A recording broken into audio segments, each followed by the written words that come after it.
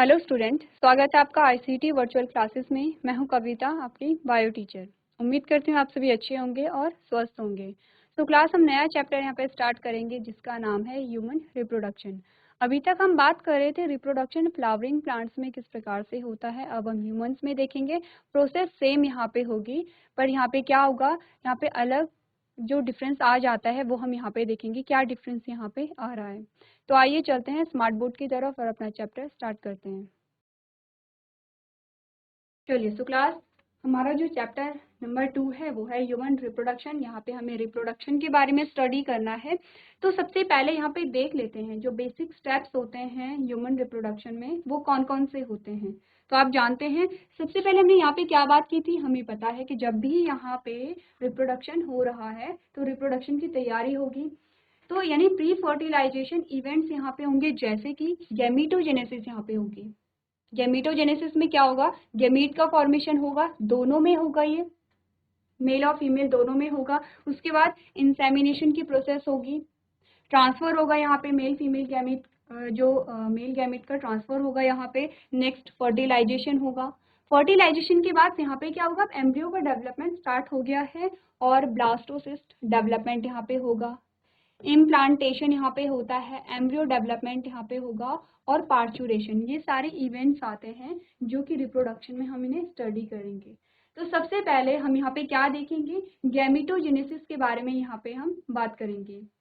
गैमीटोजेनेसिस के बारे में बात करने से पहले हमें यहाँ पे सिस्टम पता होना चाहिए। जैसे कि हमने जब हम फ्लावरिंग प्लांट्स के बारे में बात कर रहे थे तो हमने सेम यही चीज़ें यहाँ पे देखी थी। और सबसे पहले हमने स्टडी किया था फ्लावर का डायग्राम। फ्लावर के डायग्राम को हमने डिटेल में जाना था। हमने देखा था कि यहाँ पे स्टेमन और पिस्टिल का जो डायग्राम है उसे भी हमने डिटेल में देखा था। तो यहाँ पे गैमीट का फॉर्मेशन हो रहा है तो उसके लिए हमें क्या करना पड़ेगा, यहाँ पे हमें दोनों के रिप्रोडक्टिव सिस्टम को यहाँ पे स्टडी करना है। आपके पास जो डायग्राम है वो भी आते हैं और कभी कभी जो क्वेश्चन आता है वो यही आता है कि जो मेल रिप्रोडक्टिव पार्ट है या मेल रिप्रोडक्टिव सिस्टम है उसका डायग्राम आप बनाइए। तो सबसे पहले बात करेंगे यहाँ पे रिप्रोडक्टिव सिस्टम की, उसके बाद देखेंगे गैमीट का फॉर्मेशन यहाँ पे किस प्रकार से हुआ है। गैमीट के फॉर्मेशन जब यहाँ पे हो जाते हैं, फर्टिलाइजेशन होता है। फर्टिलाइजेशन जब यहाँ पे होगा तो देखेंगे कि इम्प्लांटेशन कहाँ पे किस प्रकार से हो रहा है। इम्प्लांटेशन में क्या होगा, देखिए फर्टिलाइजेशन जब हमने पढ़ा था, जब हम छोटी क्लासेस में थे तो हमने क्या कहा था कि जो फीमेल रिप्रोडक्टिव सिस्टम है उसका जो फैलोपियन ट्यूब है, तो फैलोपियन ट्यूब में क्या होता है, फर्टिलाइजेशन होता है।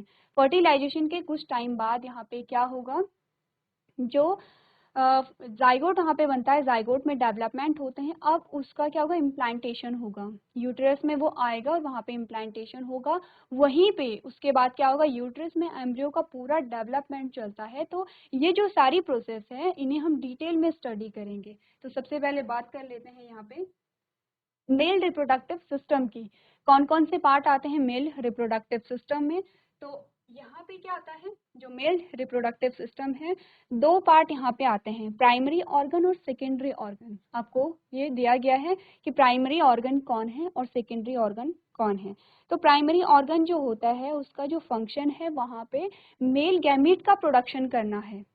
और सेकेंडरी जो ऑर्गन यहाँ पे आएंगे, सेकेंडरी ऑर्गन का जो काम होगा, जैसे कि एक्सेसरी ड्रग यहाँ पे आ गई हैं, ग्लैंड्स होती हैं, एक्सटर्नल जेनिटेलिया होते हैं, ये सारे क्या होते हैं, सेकेंडरी ऑर्गन में आते हैं।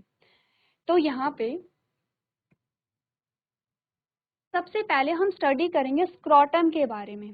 देखिए हम क्या बात कर रहे हैं, हम यहाँ पे मेल रिप्रोडक्टिव सिस्टम के बारे में बात कर रहे हैं।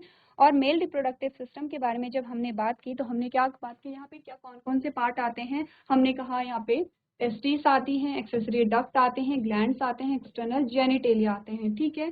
तो यहाँ पे देखेंगे जब मेल रिप्रोडक्टिव सिस्टम के बारे में स्टडी करेंगे तो सबसे पहले हम टेस्टिस के बारे में स्टडी करेंगे। तो टेस्टिस कहाँ पे प्रेजेंट होती है, स्क्रोटम होता है, एक बैग लाइक स्ट्रक्चर होता है। और स्क्रोटम में क्या होगा, यहाँ पे जो टेस्टिस है वो प्रेजेंट होगा। तो आपको ये जो स्ट्रक्चर है वो आपको बनाना है। तो सबसे पहले हम बात कर लेते हैं स्क्रोटम के बारे में। क्या है स्क्रोटम, आपने क्या पढ़ा, आपने कहा the testis are situated outside the abdominal cavity in a pouch called scrotum. कह रहा है कि जो टेस्टिस होती हैं, देखिए टेस्टिस का मेन फंक्शन क्या है, मेल गैमिट का फॉर्मेशन करना। कहाँ लोकेट होती हैं, ये कह रहा है कि एब्डोमिनल कैविटी के बाहर प्रेजेंट होता है, एक बैग लाइक स्ट्रक्चर होता है और वहां पे प्रेजेंट होते हैं, जिन्हें हम स्क्रॉटम कह रहे हैं। तो आप कह सकते हैं कि स्क्रॉटम एक बैग है और वहां पे क्या होते हैं, टेस्टिस प्रेजेंट होती हैं, which helps in maintaining the low temperature of testes necessary for the spermatogenesis। अब देखिए, सबसे पहले हम यहाँ पे जो स्क्रोटम है उसका डायग्राम देख लेते हैं। ये हमारे पास क्या आ जाती है, एब्डोमिनल कैविटी की लेयर है। ओके, अब यहाँ पे आपको इस प्रकार से एक बैग लाइक पाउच दिखता है। यही जो पाउच क्या है, इसे हम क्या कह रहे हैं, स्क्रोटम कह रहे हैं। इसी के अंदर क्या होगा, यहाँ पे टेस्टिस होंगी। अब यहाँ पे क्या आता है, ये जो एब्डोमिनल कैविटी है, ये एज यहाँ पे पूरी बाउंड्री नहीं होती है, यहाँ पे क्या होगा, ओपनिंग होती है। यहाँ पे इस प्रकार से ओपनिंग होती है, ये इस प्रकार से यहाँ पे ओपनिंग होती है। अब ओपनिंग से क्या होगा, यहाँ पे मसल्स होती हैं, एब्डोमिनल कैविटी में मसल्स होती हैं, स्केलेटल मसल्स जिन्हें हम कहते हैं। यहाँ पे क्या होगा, स्केलेटल मसल्स होती हैं।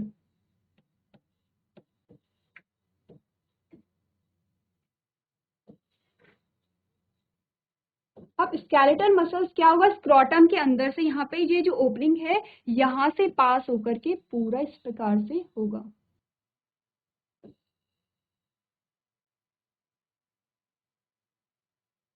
ये जो स्केलेटल मसल्स होती हैं, इन्हें हम कहते हैं क्रीमैस्टर मसल्स या स्केलेटल मसल्स कह देते हैं। तो हमने इसे क्या कहा, क्रीमैस्टर मसल्स कहा।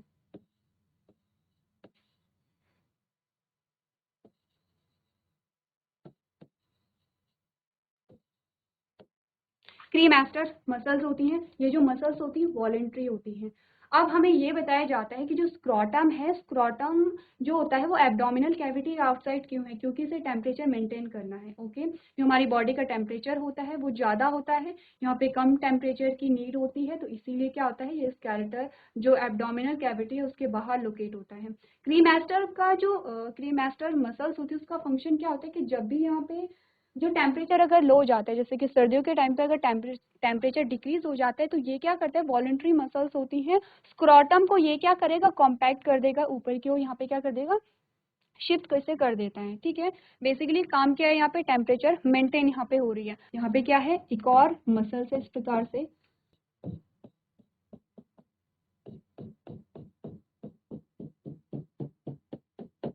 और इस मसल्स को हम कहते हैं स्मूथ मसल्स।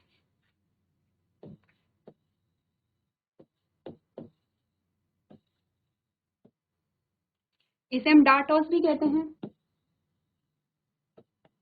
डार्टोस का जो फंक्शन होता है, ये क्या करता है कि साइज को कॉम्पैक्ट कर देता है। बेसिकली ये भी क्या कर रहा है, टेम्परेचर को मेंटेन कर रहा है। तो आप कह सकते हैं क्रीमैस्टर मसल्स और स्मूथ जो मसल्स होती हैं वो यहाँ पे साइज को मेंटेन कर रही हैं और टेम्परेचर को भी मेंटेन करने में हेल्प कर रही हैं। ओके, ये बात क्लियर है। अब यहाँ पे क्या आता है, बात कर लेते हैं टेस्टिस की। यहाँ पे एक टेस्टिस इस टाइप इस साइड में और एक इस साइड में है। ओके, ये बात क्लियर है। यानी कि जो स्क्रोटम है, सबसे पहले आप ये ध्यान रखिए कि ये जो पूरा डायग्राम है इसे हम कह रहे हैं स्क्रोटम। अब यहीं पे क्या होगा, जो मेल गैमीट है उसका फॉर्मेशन होता है। अब इसके बाद जो इसके अंदर जो टेस्टिस होती हैं, उनके अंदर क्या होती है, यहाँ पे टेस्टिकुलर लोब्यूल होती हैं, कुछ इस प्रकार से लोब्यूल होती हैं जिन्हें हम टेस्टिकुलर लोब्यूल कहते हैं। इस प्रकार से होती हैं और इसे हम क्या कहते हैं, टेस्टिकुलर लोब्यूल कहेंगे।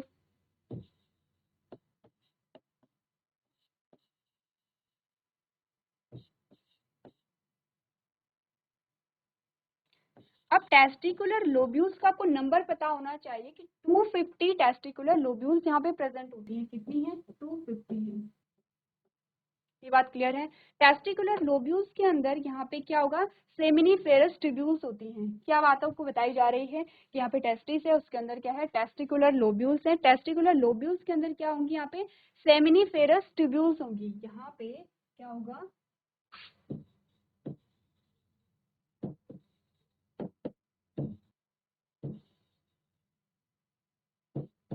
सेमिनिफेरस ट्यूब्यूल होगा। तो ये आपको सारे जो नाम है वो याद रखने हैं। अब हम यहाँ पे क्या करेंगे, जो सेमिनिफेरस ट्यूब्यूल है उसका स्ट्रक्चर हम यहाँ पे देखेंगे। क्या बात की, देखिए हमने कहा कि यहाँ पे क्या है, जो टेस्टिकुलर लोब्यूल है। इस प्रकार से टेस्टिकुलर लोब्यूल था, और टेस्टिकुलर लोब्यूल के अंदर 2 से 3 सेमिनिफेरस ट्यूब्यूल होते हैं। हमने कहा कि यहाँ पे ये है टेस्टिकुलर लोब्यूल्स, ये है सेमिनिफेरस ट्यूब्यूल्स। तो हमने कहा कि जो टेस्टिकुलर लोब्यूल्स होते हैं उसके अंदर सेमिनिफेरस ट्यूब्यूल्स यहाँ पे होते हैं, 2 से 3 सेमिनिफेरस ट्यूब्यूल्स होते हैं। अगर हमने यहाँ पे टेस्टिकुलर लोब्यूल्स का टीएस जब लिया तो टीएस में हमें क्या मिला, देखिए इसी को हम बड़ा करके देख लेते हैं। इस प्रकार से हमारे पास ये आया, हमने टीएस देखा। टीएस में हमने क्या किया है, यहाँ पे टेस्टिकुलर सेमिनिफेरस ट्यूब्यूल्स को बनाने से पहले कुछ और इम्पोर्टेंट यहाँ पे स्ट्रक्चर देख लेते हैं। कुछ इस प्रकार के स्ट्रक्चर यहाँ पे पाए जाते हैं जिन्हें हम लीडिंग सेल्स कहते हैं या इंटरस्टिशियल सेल कहते हैं। क्या है ये, लीडिंग और इंटरस्टिशियल सेल।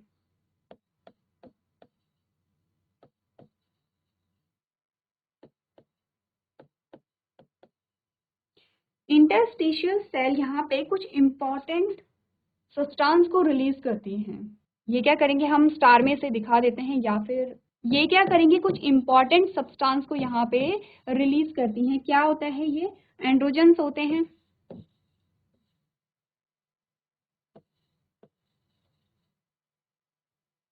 और जिन एंड्रोजन्स के बारे में हम बात करेंगे वो होगा टेस्टोस्टेरॉन। आपको ये भी ध्यान रखना है कि एग्जाम्पल में हमारे जो एंड्रोजन्स के एग्जाम्पल होते हैं उनमें हम स्टडी करेंगे किसके बारे में, टेस्टोस्टेरॉन के बारे में।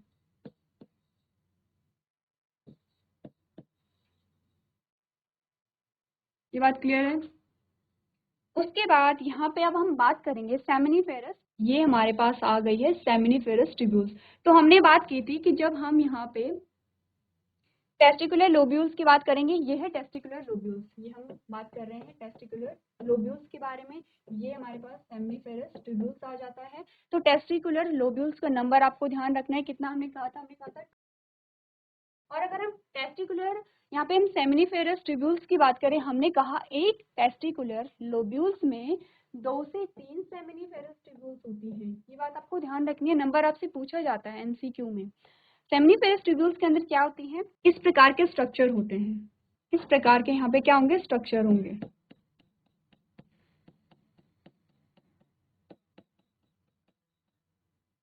ठीक है, तो इन स्ट्रक्चर को हम क्या कहते हैं, सर्टोली सेल कहते हैं या नर्व सेल कहते हैं। क्या हमने इन्हें कहा, हमने कहा ये क्या होंगे, सर्टोली सेल हैं, या हम इन्हें क्या कह रहे हैं, नर्व सेल कह रहे हैं, या हम इन्हें क्या कह रहे हैं, रेक्टेंगुलर सेल्स।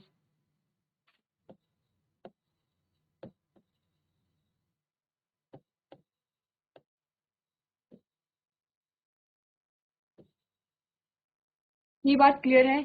यहाँ पे जो नर्व सेल होती हैं, नर्व सेल के बीच में यहाँ पे इस प्रकार के स्ट्रक्चर पाए जाते हैं, और इस स्ट्रक्चर को हम कहते हैं स्पर्मेटोगोनिया। ये हमारे पास क्या है, स्पर्मेटोगोनिया।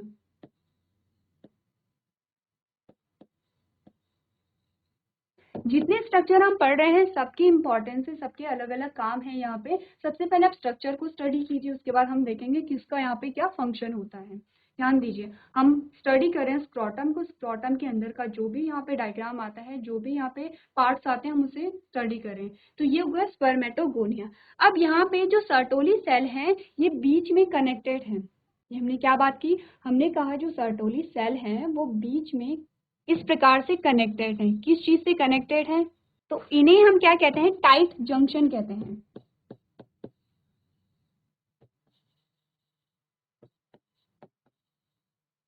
चलिए, ये हमारे पास आता है जो टेस्टिकुलर लोब्यूल्स का आपको डायग्राम पूछा जा सकता है। जितने भी नाम आपको यहाँ पे बताए गए, जैसे कि हो गया है सर्टोली सेल्स को ही हम नर्व सेल भी कहते हैं, जैसे आपको लीडिंग सेल बताई गई है, लीडिंग सेल को इंटरस्टिशियल सेल भी कहते हैं, स्पर्मेटोगोनिया हो गया है, टाइट जंक्शन हो गए हैं। टाइट जंक्शन क्या करता है, दो जो नर्व सेल हैं उन्हें कनेक्ट कर रहा है, और ये इतना ये जो जंक्शन होता है इससे कुछ पास नहीं होता है, इतना स्ट्रांग होता है ये। तो एक बार फिर से देख लेते हैं हमने क्या क्या यहाँ पे हमें मिला है। हमने कहा है कि यहाँ पे, अब ध्यान दीजिए, टेस्टिकुलर लोब्यूल्स के बाहर होती हैं लीडिंग सेल्स और इंटरस्टिशियल सेल। आप सेमिनिफेरस ट्यूब्यूल्स के अंदर नहीं दिखाएंगे, लीडिंग सेल की अगर हम बात करें, यहाँ पे लीडिंग सेल पाई जा रही हैं, ठीक है। और इसके बाद अगर हम नर्व सेल की बात करें तो नर्व सेल कहाँ पे पाई जाएंगी, यहाँ पे सेमिनिफेरस ट्यूब्यूल्स में पाई जा रही है। लीडिंग सेल्स का काम क्या होता है, यहाँ पे एंड्रोजन को रिलीज करना, और जिस प्रकार के एंड्रोजन के बारे में हम बात करेंगे वो है टेस्टोस्टेरोन। ये बात क्लियर है। उसके बाद हमने कहा कि जो सेमिनिफेरस ट्यूब्यूल्स होती हैं उसमें नर्व सेल होती हैं जिन्हें हम क्या कह रहे हैं, सर्टोली सेल भी कह रहे हैं। तो सर्टोली सेल कहिए या नर्व सेल कहिए, इनका काम क्या होता है, मेल गैमेट को नरिशमेंट प्रोवाइड कराना इनका काम होता है। ये बात क्लियर है। उसके बाद हमने कहा कि यहाँ पे क्या होगा, स्पर्मेटोगोनिया होगा, क्योंकि ये क्या करेगा, गैमेटोजेनेसिस में यहाँ पे पार्ट करेगा। यहाँ पे क्या होगा, गैमेट फॉर्मेशन में इसकी बहुत इंपॉर्टेंस होगी, जो हम आगे चल के देखेंगे।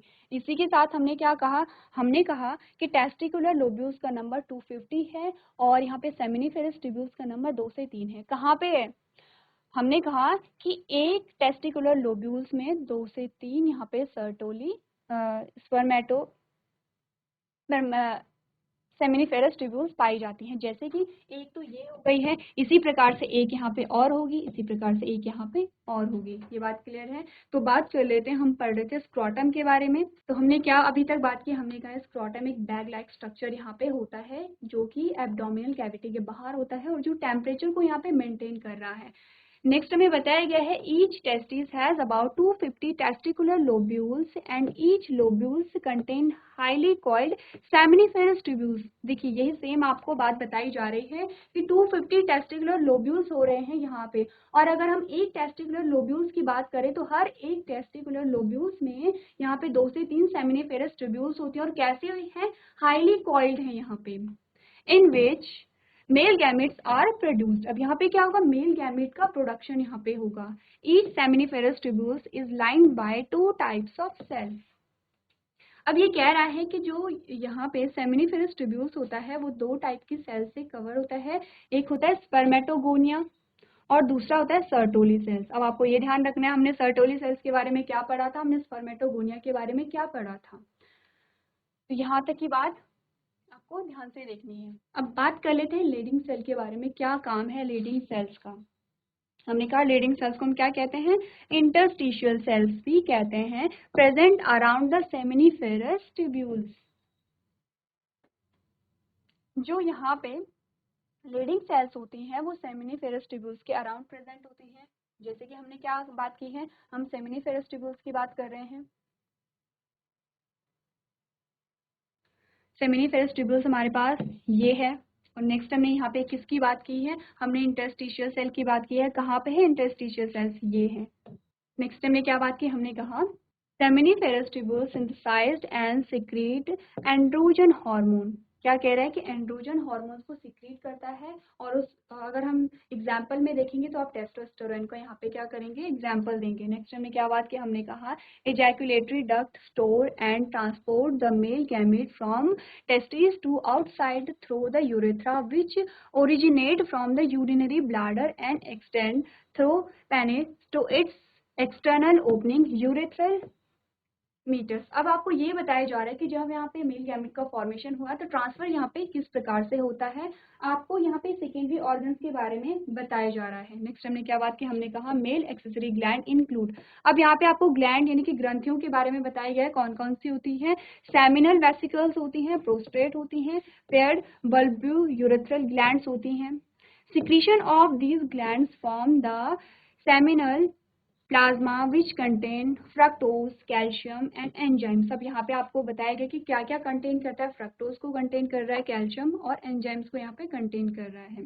The secretion of bulbourethral glands also helps in lubrication. यहाँ पे क्या करें, ल्यूब्रिकेशन में मदद करेगा। जैसे कि हमने बात की थी, हम म्यूकस की बात करते हैं, म्यूकस होता है, तो म्यूकस क्या कर रहा है, हमारा जो स्टमक होता है, स्टमक की लाइन वहाँ पे क्या है, ल्यूब्रिकेशन को प्रोवाइड करता है। उसी प्रकार से हमने जब बात की थी फूड पाइप की, हमने बात की थी इसोफेगस की, हमने बात की थी, हमने कहा कि वहाँ पे भी म्यूकस है और ल्यूब्रिकेशन वहाँ पे क्या कर रहा है, प्रोवाइड कर रहा है। तो सेम यहाँ पे भी ये जो बल्ब्यू यूरेथ्रल ग्लैंड होती हैं ये भी ल्यूब्रिकेशन को यहाँ पे क्या करती है, प्रोवाइड करती है। चलिए ये हमारे पास डायग्राम आ जाता है, ये हमने किसका, स्क्रोटम का डायग्राम हमारे पास आ गया है। स्क्रोटम के बाद हमने यहाँ पे क्या देखा है, जो टेस्टिकुलर लोब्यूल्स होते हैं उसका आपके पास TSA यहाँ पे आ गया है, जिसमें आपको लीडिंग सेल के बारे में बताया गया है। स्पर्मेटोसाइट के सर्टोली सेल्स यहाँ पे आ गई हैं, स्पर्मेटोगोनिया यहाँ पे आ गया है। इस प्रकार से आप क्या करेंगे, जो भी टॉपिक है उसे डायग्रामेटिक वे में आप यहाँ पे एक्सप्लेन करेंगे। चलिए, अब यहाँ पे आता है स्पर्मेटोजेनेसिस, यानी कि फॉर्मेशन ऑफ मेल गैमेट को हम यहाँ पे देखेंगे कि किस प्रकार से यहाँ पे होता है। तो क्या बात हमने की है आप देखेंगे।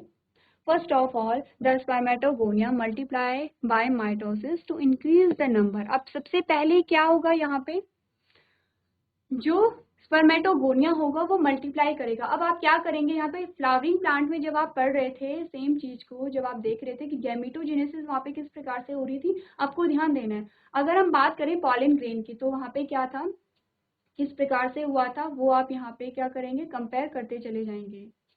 तो हमने यहाँ पे क्या देखा, जो स्पर्मेटोगोनिया है उसमें क्या होगा, माइटोसिस की प्रोसेस होगी, जो उनका नंबर है उसे इंक्रीज करने के लिए। नेक्स्ट हमने क्या बात की, हमने कहा दे present inside the inner wall of seminiferous tubules. कहाँ पाई जा रही हैं, सेमिनिफेरस ट्यूब्यूल्स में पाई जा रही हैं। कौन, स्पर्मेटोगोनिया की हम बात कर रहे हैं। ध्यान दीजिए, स्पर्मेटोगोनिया क्या है, कहाँ हमने बात की थी स्पर्मेटोगोनिया की, ये हमारे पास स्पर्मेटोगोनिया आ गए हैं। स्पर्मेटोगोनिया हमारे पास आ गए हैं कहाँ पे, जो सर्टोली सेल हमने कही थी, सर्टोली सेल के बीच में यहाँ पे प्रेजेंट होते हैं। मैं बार बार रिपीट कर रही हूँ, आपको क्या करना है, सर्टोली सेल का फंक्शन आप ध्यान दीजिए। सर्टोली सेल कहिए या नर सेल कहिए, ये क्या करता है, जो गैमेट यहाँ पे बनेगा उसे नरिशमेंट प्रोवाइड कराएगा।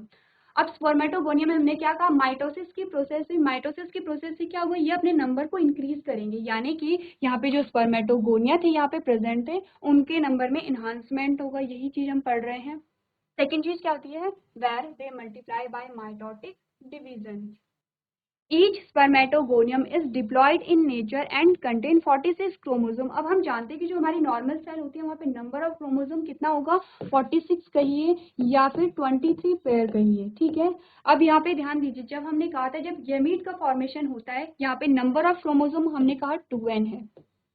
तो जब भी गैमीट का फॉर्मेशन होगा तो नंबर ऑफ क्रोमोसोम क्या रह जाएगा, n रह जाएगा, यानी कि 23 क्रोमोसोम यहाँ पे रह जाएंगे। तो यही आपको बात बताई जा रही है, आपको बताया जा रहा है कि जो यहाँ पे स्पर्मेटोगोनियम है अभी के लिए डिप्लॉइड है। डिप्लॉइड का क्या मतलब है, डिप्लॉइड का मतलब है 2n। 2n का क्या मतलब है, फुल नंबर ऑफ क्रोमोसोम यहाँ पे प्रेजेंट है।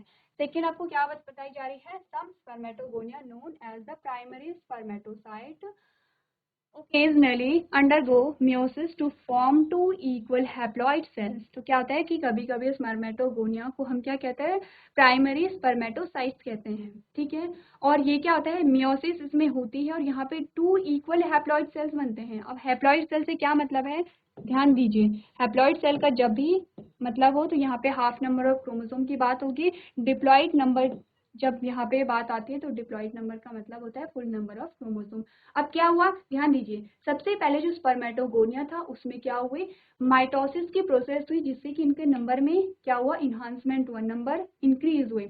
उसके बाद यहाँ पे क्या हुआ, मियोसिस की प्रोसेस हुई और ये 2 इक्वल हैप्लॉइड सेल में क्या हो गया है, डिवाइड हो गया है। नेक्स्ट हमने क्या देखा, हमने कहा these cells are called secondary spermatocyte. ध्यान दीजिए, प्राइमरी स्पर्मेटोसाइट किसे कह रहे हैं, स्पर्मेटोगोनिया को कह रहे हैं। जब मियोसिस हुई 2 सेल बन गई हैं, किस प्रकार की 2 सेल हैं, हैप्लॉइड हैं। अब इन्हें क्या कहा जा रहा है, सेकेंडरी स्पर्मेटोसाइट हम इसे कह रहे हैं, ठीक है। नेक्स्ट हमने देखा due to their haploid nature they contain 23 chromosome. Obviously बात है, जब यहाँ पे हैप्लॉइड का नाम आ जाता है तो नंबर ऑफ क्रोमोसोम यहाँ पे 23 रह जाते हैं। अभी तक हमने कुछ ज्यादा नहीं किया है, अभी तक सिर्फ इतना हुआ है कि जो स्पर्मेटोगोनिया है उसमें माइटोसिस हुई है, उसमें मियोसिस हुई है, 2 सेल हमारे पास आ गई हैं जो कि हैप्लॉइड हैं और उनमें नंबर ऑफ क्रोमोसोम कितना होगा, 23 क्रोमोसोम होगा, क्योंकि हम बात कर रहे हैं यहाँ पे ह्यूमंस की। चलिए नेक्स्ट यहाँ पे क्या हुआ, the secondary spermatocyte further undergo second meiotic division and produced 4 haploid spermatids that also contain 23 chromosome। अब जो सेकेंडरी स्पर्मेटोसाइट था उसमें फिर से क्या हुआ, मियोटिक डिवीजन हुआ और मियोटिक डिवीजन से 2 से कितने सेल यहाँ पे बन गई है, 4 सेल बन गई हैं। चारों सेल कैसी हैं, हैप्लॉइड है, यानी नंबर ऑफ क्रोमोसोम यहाँ पे कैसे होंगे, हाफ होंगे। ये बात क्लियर है। उसके बाद हमने क्या कहा, the spermatid then undergo spermatogenesis to produce sperm, यानी कि अब यहाँ पे क्या होगा, मेल गैमीट का फॉर्मेशन हो गया है। अब आपको ये ध्यान रखना है कि मेल गैमेट का आपको डिटेल स्ट्रक्चर देखना है। आपको बताया गया है कि जो मेल गैमेट है उसे कितने पार्ट में यहाँ पे डिवाइड किया गया, हेड में किया गया है, नेक में किया गया है, टेल में किया गया है। तो आपसे पूछा जाता है कि जो हेड है उसकी कवरिंग किस चीज़ से बनी होती है, उसका क्या फंक्शन है यहाँ पे। उसके बाद आपसे पूछा जाता है कि जो नेक है, नेक वाले रीजन में कौन कौन से पार्ट आते हैं, टेल का फंक्शन यहाँ पे क्या होता है, मूवमेंट कौन सी होती है यहाँ पे। ये भी आपको अलग अलग प्रकार की मूवमेंट आपने पढ़ी है, फ्लैजुलरी मूवमेंट पढ़ा है, अमीबॉइड मूवमेंट पढ़ा है। जब आप मसल्स वाला चैप्टर पढ़ेंगे तो अलग अलग प्रकार के मूवमेंट आपके पास आते हैं। तो आपसे ये भी पूछा जा सकता है कि गैमीट में किस प्रकार की मूवमेंट यहाँ पे हो रही है। अब यहाँ पे क्या कह रहा है कि जो यहाँ पे मेल गैमीट बना है उसका जो हेड है वो सर्टोली सेल में एम्बेडेड होता है। क्यों? क्योंकि सर्टोली सेल्स क्या कर रही है, नरिशमेंट प्रोवाइड कर रही है। ये क्या कर रही है, मेल गैमेट को नरिशमेंट प्रोवाइड कर रही है। सर्टोली सेल्स को हम क्या कह रहे थे, नर सेल यहाँ पे कह रहे थे। नेक्स्ट हमने क्या कहा, हमने कहा male gamete finally free from the seminiferous tubules by the process of formation. अब यहाँ पे क्या हो गया है, जब मेल गैमेट का फॉर्मेशन हो गया है तो वो सेमिनिफेरस ट्यूब्यूल से क्या होगा, बाहर निकल जाएगा। तो ये हमने क्या देखा, हमने देखा किस प्रकार से यहाँ पे जो मेल गैमेट है उसका फॉर्मेशन होता है। यह आपको जो डायग्रामेटिक वे में समझाया गया है ये है स्पर्मेटोगोनिया। क्या बात हमने की है, हमने कहा ये आपको बताया जा रहा है कि किस प्रकार से यहाँ पे क्या हुआ, मेल गैमेट का फॉर्मेशन हुआ। साथ में आपको क्रोमोसोम का नंबर भी बताया गया है। तो सबसे पहले स्पर्मेटोगोनिया था, स्पर्मेटोगोनिया में माइटोसिस हुई। उसके बाद प्राइमरी स्पर्मेटोसाइट यहाँ पे बना है। प्राइमरी स्पर्मेटोसाइट में यहाँ पे क्या हुआ, फर्स्ट मियोटिक डिवीजन हुआ और उसके बाद यहाँ पे सेकेंडरी स्पर्मेटोसाइट्स यहाँ पे बने। ठीक है, अब यहाँ पे क्या हो गया है, हैप्लॉइड सेल्स आनी शुरू हो गई है। उसके बाद क्या हुआ, सेकेंड मियोटिक डिवीजन होगा, स्पर्मेटिड बनेगा। उसके बाद इसमें डिफ्रेंशिएशन होगा, स्पर्मेटोजुआ का यहाँ पे फॉर्मेशन हो गया है, यानी कि मेल गैमेट का यहाँ पे फॉर्मेशन हो गया है। तो यहाँ तक हमने क्या बात की, अभी तक हमने क्या क्या चीज़ें पढ़ी है, अभी तक हमने देखा है यहाँ पे कि जो रिप्रोडक्शन में मेल रिप्रोडक्टिव सिस्टम के बारे में हमने बात की है। उसके बाद हमने बात की है कि यहाँ पे जो मेल गैमेट का फॉर्मेशन किस प्रकार से होता है। तो नेक्स्ट टॉपिक हमारा क्या होगा, हम जो फीमेल रिप्रोडक्टिव सिस्टम है उसे स्टडी करेंगे और देखेंगे कि यहाँ पे फीमेल गैमेट का फॉर्मेशन किस प्रकार से हुआ है। तो आपको क्या करना है, होमवर्क में आपके लिए क्या है, आप फीमेल रिप्रोडक्टिव सिस्टम को पढ़ के आएंगे, समझ के आएंगे और देखेंगे कि किस प्रकार से यहाँ पे गैमेट का फॉर्मेशन हुआ है। साथ ही मैंने आपको कहा है कि जो हमारा प्रीवियस चैप्टर था आप रिलेट करते चले जाएंगे, क्या सिमिलैरिटीज़ हैं, क्या डिफरेंस यहाँ पे आ रहे हैं। वहाँ पे अगर हम बात करें, हमने जब कहा था पॉलन ग्रेन का फॉर्मेशन हो रहा है तो किस चीज़ से पॉलन ग्रेन का फॉर्मेशन यहाँ पे हुआ है, और अगर यहाँ पे मेल गैमेट का फॉर्मेशन हुआ है तो कहाँ से जो मेल गैमेट का फॉर्मेशन स्टार्ट यहाँ पे हुआ है। तो क्लास आज के सेशन में हम इतना ही करेंगे। अभी तक क्लास में बने रहने के लिए आपका धन्यवाद।